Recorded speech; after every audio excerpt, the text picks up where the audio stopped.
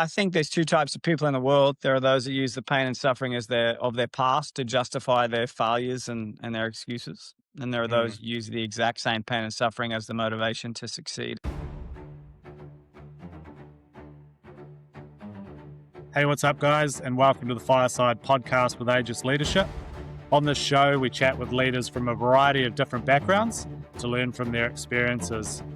If you're serious about leadership, mindset, business, or just personal development, then we're pretty confident you've come to the right place. Hi, everyone, and welcome to the Fireside Podcast. I'm your host, Chris Turkington, and today we're extremely lucky to have Michael Crosland come on the show. If you haven't come across Michael yet, he's survived extreme medical adversity in his life. He's a world-renowned speaker and a best-selling author, and that's just to list off a couple of his achievements. I was lucky enough to see Michael speak live in Melbourne a handful of years ago, and I can safely say he's one of the best in the business and truly a master of his craft. So we're very fortunate to have him on, and Michael, welcome. Mate, you have pumped me up. I better put on a bit of a show today. That's awesome, man. Thank you. I definitely don't see myself as any of those people. I just see myself as an ordinary Aussie, and super grateful to have the opportunity to share a little bit of my world with you and your audience today. Cool, thanks, man. And so I guess just to get things kicked off, maybe you can talk a little bit about sort of your journey so far. Well, as I said before, I'm just an ordinary old bloke that's faced my fair share of adversities, and now, extremely privileged to have a platform that allows me to travel the world and share it with people. Just finished a global tour where we did seven weeks, 11 countries, and I still remember when I made the transition out of corporate into this desire of hopefully making an impact or sharing my story on stage and speaking in front of kids that didn't want to hear what you had to say, and just ready to cop a tomato in the face, and now to be in this place is just very humbling and super grateful. I wanted to do it for 6 months just to get out of the corporate world, just to have a bit of a breather and a reset. And Mm. 15 years on now, and it's taken me all around the world, and it's put me in a position where I can't possibly imagine. We're in the middle of doing a movie right now, which is crazy, and I can't wait to share that with the world. But it hasn't been all easy, as you know, Chris. I was diagnosed with an incurable cancer as a baby called neuroblastoma stage 4. My chemo cycle was 9 days on, 3 days off for nearly 4 years. I was a part of a trial drug. They trialed on 25 kids around the world, and tragically, within 90 days, 24 of the 25 of us had passed away. The side effects were horrific. We were covered from head to toe in blisters. To try and prevent our brains from frying, we would be stuck in baths full of ice. And, this is as a 4 or 5 year old boy. So, but Yeah. as you know, I share with the world that I'm one of the lucky ones, and I don't share with them that I'm the lucky one because I'm still alive. I share it because I wasn't my mum or my dad. I realize now more than ever that it's those that are outside the bed that hurt far more than those that are inside the bed. And the courage and the strength and the tenacity that my parents had to not quit on me was amazing. And then if we fast forward a little bit from there, I'm doing the condensed version, as you know. But Of course, I yeah, um, absolutely. I was told I'd never be able to go to school. I was lucky enough to graduate high school, get a scholarship to America to study sports psychology. I was told I'd never be able to play sport. I played for the Australian Expos team. I toured to America when I was 14. They told me I'd be a housebound baby, and as you know, I think 22 countries this year was pretty wild. 11 in 7 weeks in the world tour, which was fun. And then they said it'd be a miracle if I reached my teenage years, and they were almost right. I had my first heart attack from the side effects of the drug when I was 12, and then more heart issues when I was 18, then bacterial meningitis when I was 30, and then diagnosed again in 2016 with 6 more tumors in my throat, and then diagnosed again 2 years ago with more tumors in my throat. So there's been lots of ups and downs and battles along the way, but super grateful to be able to have represented my country, to be able to play baseball in America. It was a TV show on Australian Stories, which was done about my life when I got back from over there. I got into the banking world. As you know, I climbed the corporate ladder very quickly. Within sort of 4 years, 5 years of being with an organization, I had 600 staff. I reported to the CEO.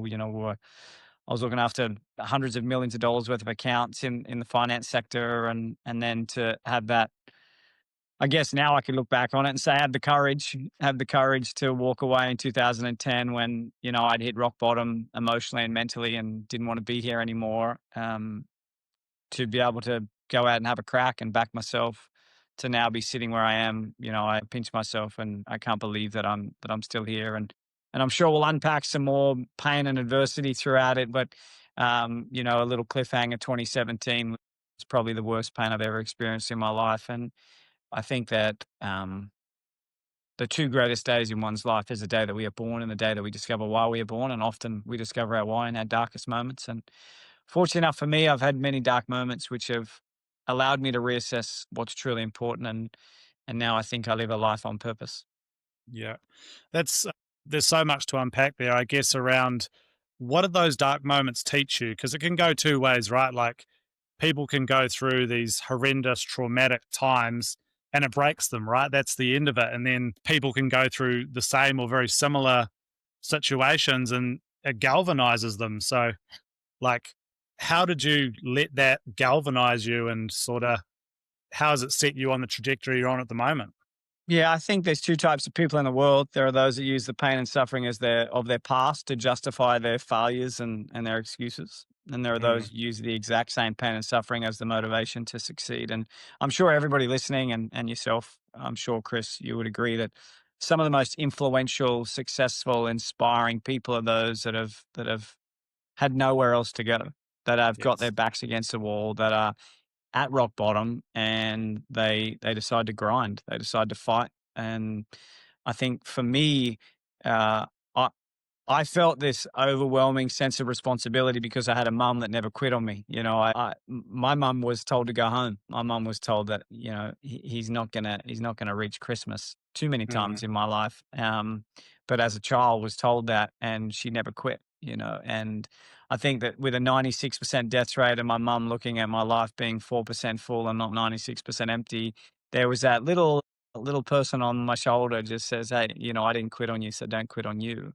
So for me, that was one thing. But I think as well, when we're in that moment of great darkness and despair, we get a really great sense of perspective. And I really mean it when I say that having extreme pain and suffering in my life has been the greatest advantage that I can see that I have over everybody else that hasn't faced that pain and darkness, because we have this raw feeling of real perspective, and there's no sitting around thinking, woe is me, because we're stuck in traffic or our plane's delayed, or an event gets cancelled, or a client can't dial in at the time you want them to dial in. Whatever it is that's going on in your world, I think that when you face real pain and suffering, I got to experience that pain that my mum felt, and I struggle sharing it. And then 17, we were told we'd mm, never be able to start a family, and that's why my wife and I opened an orphanage and a school in Haiti when the 2010 earthquake hit over there, killed 316,000 people, left millions and millions of people homeless, and 85% of the country is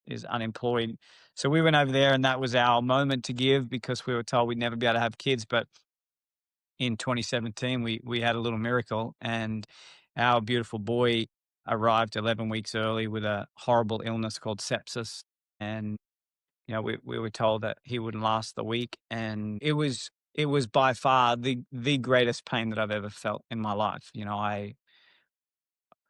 I'd been a dad for less than 24 hours, and I felt like a failure. I felt like I failed him. I felt like I failed my wife, because I couldn't take the pain away from the two people that I love the most. And I think, to your point and your question, fortunate enough for everybody listening that he's still alive, and he's an amazing 8-year-old boy now. And I feel like I'm the luckiest dad in the world. But I think in those moments of great discomfort, we we begin to realize how much more we have in us. I'm a man of mm. great faith, and I think that God gives his greatest challenges to his toughest soldiers. Hey, what's up, guys? Just a quick note to say, hopefully, you're enjoying the show. If you are, feel free to like and subscribe, and you can share it with your mates.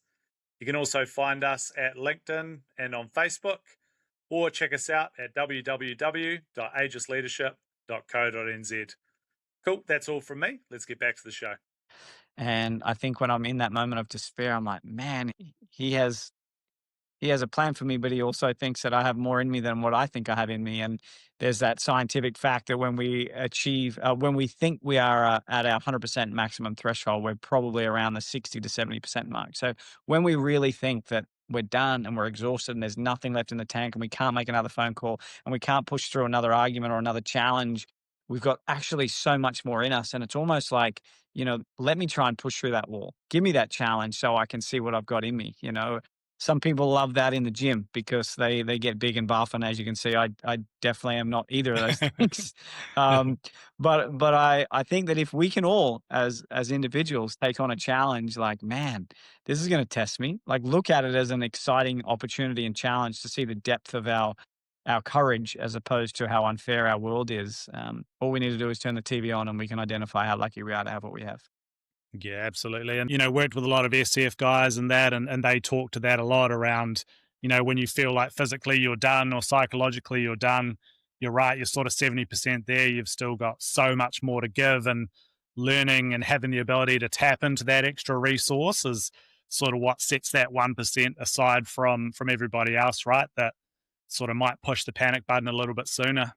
Well, we don't know what we don't know, and we don't know what we've got until it actually rips it out of us. And Yeah. to your point, it's so easy to panic. Like I do a fair bit of Wim Hof breathing, Mm. and I know some of you guys would do it as well. But I've only got one lung. I lost one of my lungs with the treatment when I was a little boy, and I could maybe hold my breath for about 20 to 30 seconds underwater in a very relaxed, controlled environment. And then I started doing this Wim Hof stuff, and he's a crazy. He's a nutbag, but he's phenomenal. And all I take from that is that we must seek discomfort for growth. Like that, for me, has been a game changer, not only for the whole breathing stuff. Yes, that has massively increased. I cracked 4 minutes the other week. And for me, that was just mind blowing that I could hold my breath for that long It's after not phenomenal. being able to do it. But again, we just tap into the resources that we don't know about and we become a better version of ourselves. But the benefit of what I think that was that I seek discomfort for growth in other areas of my life as well, like in Mm. speaking, like seeking feedback, like having a conversation with your partner, for me, my wife, around areas that I know are going to cause me discomfort because I know it's going to make me grow. And in the past, you'd sweep it under the rug. You wouldn't resolve a problem or a challenge. You just go to bed and you wake up the next morning and hope that, she doesn't hold a grudge. You know, Yeah. we need to solve the problem. And for me, that's been a great lesson, a really valuable learning lesson for me is like seeking discomfort in all areas of my life to become a better version of myself. And it's almost like, should I make that phone call? Oh, it's going to be a tough one. All right, I better make it. Perfect. Yeah, Yeah. yeah. That's such a good reframe. And I had it explained. I've sort of talked about it a little bit before, but a speaker, I can't remember who it was exactly, but they essentially said, your comfort zone is a casket. And that's like burned into my brain. And, we're designed to be in motion. We're designed to challenge ourselves, feel uncomfortable. Just living on that edge, right between, stretch and panic is where we need to be for Yeah. optimal development. And it's just, like, we're not designed to be comfortable. We're not designed just to sit around and twiddle our thumbs and go through the motions. Like, I don't think anything good lives there. There's a wonderful American actor, and he says ease is a greater threat to progress than hardship, and it just stuck with me. And I love now, that. like this morning, I didn't want to get out of bed, so I got out of bed. I didn't want to go to the gym, so I went to the gym. I didn't want to get into the ice bath at 5 degrees, but I knew that it was going to cause me discomfort, so I needed to do it. So it's just those little compound behaviors that enable us to grow through seeking discomfort has been amazing. Mm. I was actually terrified to get on this call with you because you're the biggest guest we've had, and obviously, you get everything that goes with that around the fight or flight. But that reframe around, I'm not nervous, I'm actually excited, because the feelings are exactly the same. The physiological response is exactly the same. It's just the label you put on it, right? So I'm not actually nervous, I'm excited. It's all the same feelings. So the Yeah, power of reframing is crucial, right? Yeah, reframe is massive. I have a whole program around, as you know, I do a lot of coaching outside of my keynote speaking. And Yeah. the one area that I've really leaned into over the last few years has been language, the power of the spoken word. And there's so many incredible things about how negative words register 40 times more powerfully than positive words, and how we need to be so mindful and so critical. Like my most recent operation, my wife said to me, "Yeah, I notice you're speaking much slower. Is that because the tumors are so big?" And I'm like, no, no. I'm just so mindful of the words that I use. I'm retraining my brain to think and say things differently. And she says, "Why is that?" I said, "Maybe I go into the operation a little calmer than what I normally would, a little more relaxed, a little more in control, a little less in fear. And maybe, and I don't know what the science is behind this, but I ran with it anyway. And I said, maybe they don't need as much drugs to knock me out. Maybe I give the surgeon an extra 30 seconds, an extra minute, extra 5 minutes to be able to do what he needs to do without having to rush the process, because I'm in a state of faith and comfort and peace. And that's just me reframing the words that I speak, like little things like, how often do you hear when someone says, "How are you?" and they say, "Not bad," like the first word, not negative, second word, bad. And you're telling them what you're not rather than telling them what you are. And there's so many Yeah. different examples we can use, but even like, I'm sure many of you that are listening may have kids if you're blessed enough to, and definitely I'm sure you're exhausted if you do have kids. But I never ever tell my kids that I miss them anymore. Like I travel a lot and I'm away a lot, and I never tell them that I miss them. And I realized that I was sharing with them my pain. That's what I was sharing. And what I was doing is, by sharing my pain, I was imparting my pain on them. So I was making them feel pain. So I would talk to them. I'd say, "I miss you so much." And then they would respond with, "I miss you too, Daddy. When are you coming home? I just wish you were here. I want to cuddle. I want you to read me a bedtime story. I want you to scratch my back. I want you to clean up my room. I want you to do whatever else I do when I'm home." But I realized that all I was doing is just evoking a negative emotion in them. So now I just say, "I'm excited to see you." Yeah. And now they go, "Oh my God, I'm excited to see you too, Dad. I can't wait to see you. How long are you away for?" "4 more sleeps." "Great. 4 more sleeps, Dad. Mom, let's get the whiteboard. Let's write 4 and 3 and 2 and 1. And let's cross them off, and let's do him the card up, and let's draw him a picture." And all of a sudden there's energy and life and excitement, all because I reframed from "I miss you" to "I'm excited to see you." Yeah, I never even considered that. It almost opens the door for unnecessary suffering for them, eh? Yeah, yeah. And we think we're doing them a favor by letting them know how much we miss them, but really all we're doing is evoking more pain and suffering. Like I had Making a it a great thing. thing today. I had a great thing today, and it was like, never tell your kids that you're proud of them. And I'm like, why wouldn't I tell my kids that I'm proud of them? I tell my kids that I'm proud of them all the time. My son makes his bed. I tell him I'm proud of him. I want him to know I'm proud of him. And he goes, because when a child feels that somebody is proud of them, it releases a big shot of dopamine to them, right? Or Okay. serotonin. And what happens for that child is that child becomes dependent on us to give them serotonin. They become dependent on us, so they probably wouldn't never want to leave the house. They'll always want to be around you because you're the person that lifts their dopamine, their serotonin up. And I'm like, man, that makes sense. So now what we say is, "Hey, you should be really proud of yourself because you did a great job making your bed this morning." And he's like, "Yes, I am proud of myself." And the analogy he used was like basketball, I think. And some kid shot 12 points. And it's like, "Man, I'm so proud of you. You did so well. You tried your best today." And the kid's like seeking that, like, pick me up It's like from a the father. validation thing. Yeah, Yeah, the yeah. validation, Yeah. as opposed to, "You should be proud of yourself because you did a great job and you tried hard." Yeah, I am proud of myself. It was just a real minor flip that just had a really deep consequence. And same with language. I think it's really, really powerful. That's so cool. It's more like an internal driver for them as opposed to you need that from your dad or your mum or your friend or And what are we whoever it doing? might be. We're doing it because we want to make them feel good. Yeah, we're Yeah. having an impact on them because they need us then to feel good. Mm. It's That's crazy. crazy. Yeah, Yeah. yeah. I'd love to dive into the mindset piece a little bit around, you've gone through all of these things and you've done so much. What have you learned about mindset along the way, or what things have jumped out as being crucial in the mindset space? I I think the voice in our head is far louder than what anybody gives it credit for. Yeah. You know, I maybe from an outside point of view looking in, Chris, I might be one of the most positive people you've ever met in your life. Optimism, resilience, courage, all those things that you've shared with me offline makes me interpret that you probably think I'm a super positive guy, and other people think the same thing. But I face my demons. Sure. I face darkness. I face doubt. I face fear. I face uncertainty because that stupid little voice tells me what I don't want to hear. And it's been a constant battle, as you know, some of my videos online have gone crazy. Once had 80 plus million views of me sharing my story. And, I remember I got bored one day and I was in Philadelphia at a hotel waiting to go on stage, and I was missing my family, and didn't tell them. I told them I was excited to see them, but really I was missing my family, right? Of And I thought course. Yeah.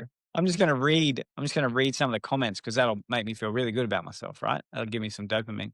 And it's amazing, a great story. Oh, so inspiring. And then all of a sudden you don't realize, but there's not everyone's gonna like you. No matter No. your love and desire for the world, there's going to be people that are going to troll you and not like you. And man, it crushed me.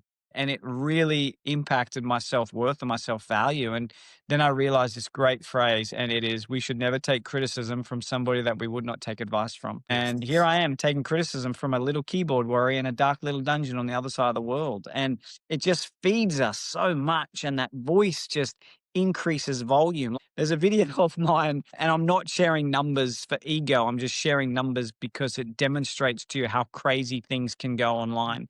There's a video on my Context. Yeah. yeah, there's a video on my Facebook page, on my Michael Crosland page, and it's of me towing my son on a boogie board down the beach. And one day I just put it up, just said, amazing day, best job in the world being a dad.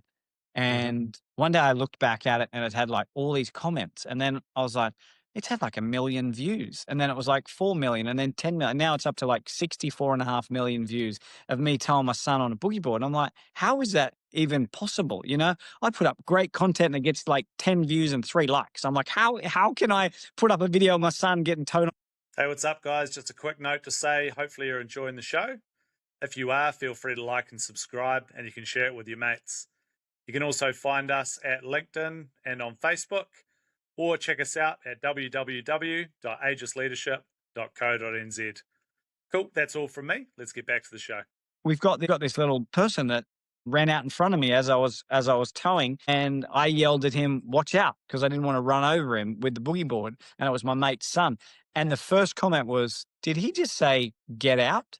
And then the next comment was, "I'm pretty sure that guy told that kid to get out." And then the next comment was, "Who does that guy think he is?" And the next comment was, "If I was there, I'd knock him the F out." And it just compound went over, and it just exploded. And then you got all your helpers and your supporters and your lovers and your fans saying, no, no, no, no, no. He's a great dad. He didn't say that. He said that. And then they start arguing, going back and forth. And I'm like, oh my Lord. And again, it's just this brain that's like, am I a good dad?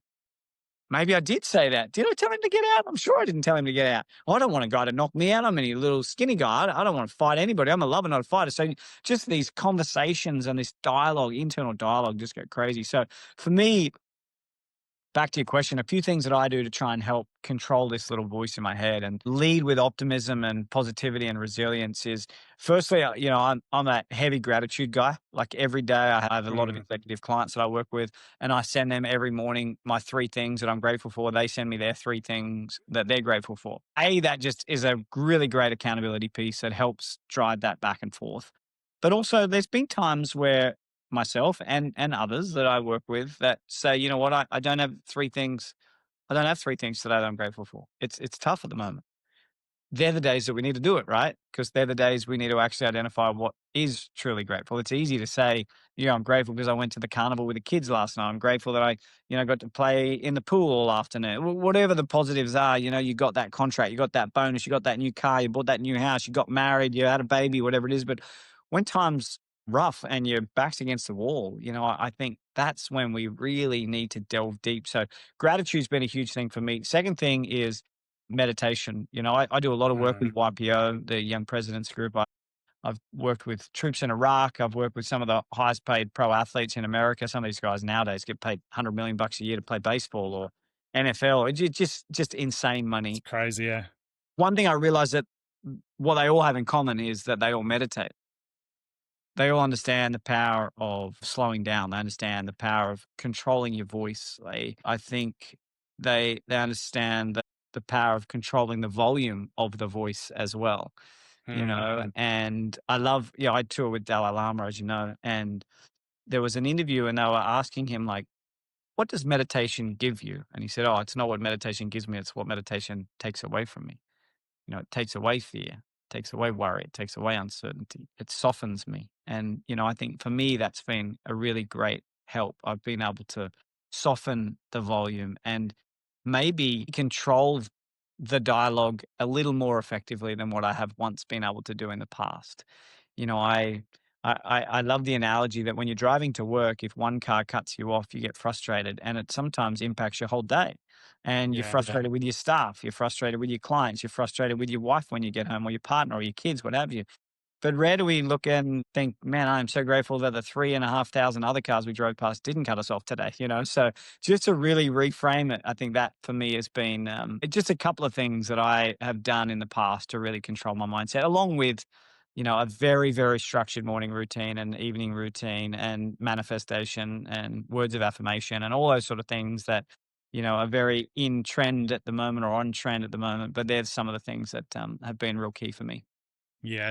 And a lot of the most successful people I've spoken with, they're all very routine based and they're using these tools all the time. It's that saying around dig your well before you're thirsty. You want to embed these tools when things are going well. So then when times are tough or you face difficulty, you've already got the tools in place, you're familiar with them, they work, and then you can roll them out. And the gratitude journaling, it's very well evidenced. And then I think breathing's a really important one as well. You spoke to meditation. I'm a big fan of box breathing, so I'll normally do that before I go to bed. A few cycles of box breathing, sort of in for 4, hold for 4, out for 4, hold for 4. A few cycles of that. I also find that very helpful just during the day when we get stressed out or we're concerned or whatever it might be. Just that ability to regulate our arousal, that, you know, controlling our physiological response. And it's amazing. You just take a couple of minutes. It doesn't have to be too much. And we just slow our breathing down and we get ourselves back in a good space, re engage our high level functioning, and we're back and we can perform much better. Yeah. I think too, if you really want great change in your life and you really want to lead a better life and you want to be a better father, mother, partner, friend, sister, business owner, entrepreneur, whatever it is, I really love the phrase consistent implementation equals permanent transformation. If Yeah. you can be consistent around implementing the strategies that you feel will serve you really well, then that permanent transformation is just around the corner. What I think happens is when our tank is low, when we're suffering, when our mind is a mess, that's when we implement all the strategies that we've learned over time. But it's almost like, no, no, no, you need that buffer, you need that toolkit that's been consistent every day so you don't dip so far below the line that it is almost impossible to get back up. We're getting close to the end of our time here, but what sort of advice would you give to a young leader, someone just getting started? No wisdom and tips. It's not something that we've already spoken about is like seek discomfort, like Yeah. challenge yourself, get out of your comfort zone. I think that for me has been really key. If I want to grow, if I want to be better, if I want to have a greater impact, then we need to challenge ourselves. If we get up and we go through the motion and things are easy, then we're planet safe. The greatest thing that I did was I backed myself and I walked away. I walked away from what I thought was going to be the rest of my life and created a life that I so desperately wanted to live and never thought possible. Something that we spoke about today is proximity. I think that we surround ourselves with chooks and we'll become a chicken. If we surround ourselves with eagles, we surround ourselves with great people. Make the effort to surround yourself. We decluttered a couple of years ago, not decluttering our clothes, but we decluttered our friends. We really started to lean into what people were going to value and add value into our world. And it's not being selfish. It's about making sure that we're not spending our whole life being drained by those that aren't on the same journey as we are. And it is going to be okay to outgrow people. And when people say to you, geez, you've changed, you need to compliment them and say thank you. Thank you. That's Yeah. thank you for acknowledging that I've spent money and time and energy in growing into a better version of myself. And I'm stoked that you've seen that I'm growing, because I think that if we just continue to do what we've always done, we'll continue to get what we've always got. And that may be a miserable life. Yeah. And I really love the phrase, this too shall pass. Yeah. And there's a two play on that. And I'm sure many of you have heard it before, but like when your business is suffering, when you're suffering, when your relationship's suffering, when your health is just brutal and things are really hard, or what I like to say, character building, we must remember that this too shall pass. And that needs to be our motivation to continue to push and fight through. But on the flip side, when we've got our health, when we got our happiness, when we got our family, when we've got our loved ones, when we've got food on the table, we really need to lean in and remember that this too shall pass. Be present, keep your head where your body's at, and be grateful for what you do have, and be grateful for the opportunity to be able to get up this morning and go make your life a little better. Absolutely. Yeah, it's all seasonal, and a lot of those things are temporary. And I love what you said there before around, if you want to be an eagle, you got to fly with the eagles. There's that old saying, iron sharpens iron, and I really believe that. Being around people of a high caliber, you can't help but be that yourself. And there was one other thing around, what are successful people doing that I'm not doing that makes them successful? And often it's the opposite. It's, what are those successful people not doing that Mm. makes them successful? And you saying that just resonated with me. It's oftentimes it's not what they're doing over and above, it's what they're not doing that's distracting them, taking away from their focus, giving them a lack of clarity Yeah, and we more complexity to deal with. we focused in the last quarter of with my clients. We focused on to stop lists. Yeah. We want you to write down. I want you to write down 10 things you're going to stop in 2026, as opposed to your to-do list. Because bandwidth, we're all busted. Our bandwidth is empty.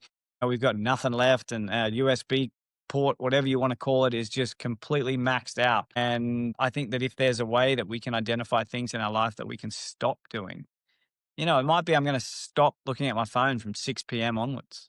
Yeah. I'm going to stop waking up in the morning and looking at my phone at 4:30 a.m. and get stuck doing that instead of going for a walk or having a workout. I'm going to stop eating sugar. I'm going to stop eating dessert. I'm going to, I now, like I used to be an ice cream guy. I used to love ice cream. I was a sucker for Oh, ice I cream. love it. I love it. And so what I do now is, we put the kids to bed and about 7 o'clock, and I boil the kettle when I put them to bed. Because then when I come out, I have a cup of tea. And if I have a cup of tea, I'm not going to have ice cream after a cup of tea. So I have a cup of tea, and then I go straight in and brush my teeth. So I've had my cup of tea and brushed my teeth at 7:30, quarter to 8. So that at 9 o'clock, when your belly says, "Ooh, little cookie would be real good right now," then you go, "No, I've already brushed my teeth," and then I have to brush my teeth again, and so it's just these little fun hacks that I try and implement every day to be able to stop things that aren't going to serve me real well. Making it inconvenient. I'm going to have to use that one myself. I think. Love ice cream. Hey, we'll bring it into land, Michael. But how can our audience connect with you?